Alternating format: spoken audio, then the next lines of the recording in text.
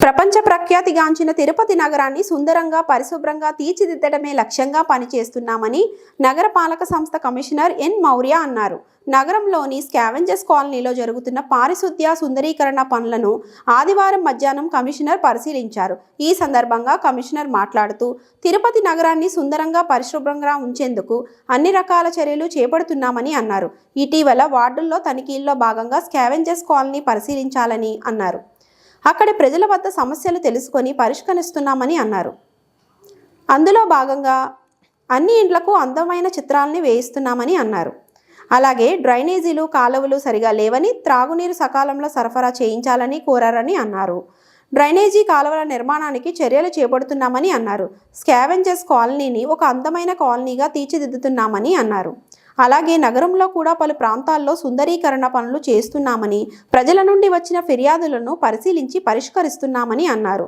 తాము చేసే పనులు ప్రజలకు కూడా సహకరిస్తే నగరాన్ని మరింత సుందరంగా పరిశుభ్రంగా మార్చేందుకు వీలుంటుందని అన్నారు. ప్రజల సహకారంతో స్వచ్ఛ సర్వేక్షణలో ఉత్తమ ఫలితాలు సాధిస్తామని అన్నారు. కమిషన్ వెంట ఈడీ రాజు తదితరులు పాల్గొన్నారు. నేను ఈ స్కావెంజర్స్ కాలనీకి మార్నింగ్ విజిట్లో ఒకరోజు విజిట్ చేయడం జరిగింది. సో అప్పుడు శానిటేషన్ పరంగా కానీ బ్యూటిఫికేషన్, ఎస్పెషల్లీ మన స్వచ్ఛ సర్వేక్షణ కూడా వస్తుంది.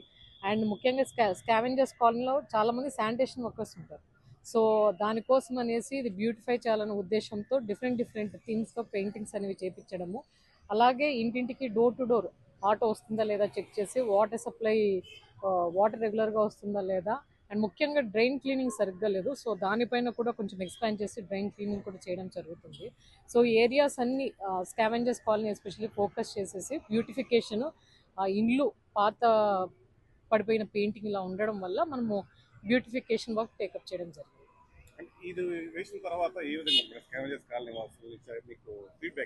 ఈ బ్యూటిఫికేషన్ అయితే వాళ్ళే కొన్ని మా ఇంట్లో లోపల వరకు కూడా థీమ్స్ వాళ్ళు సెలెక్ట్ చేసుకొని అడగడం జరిగింది.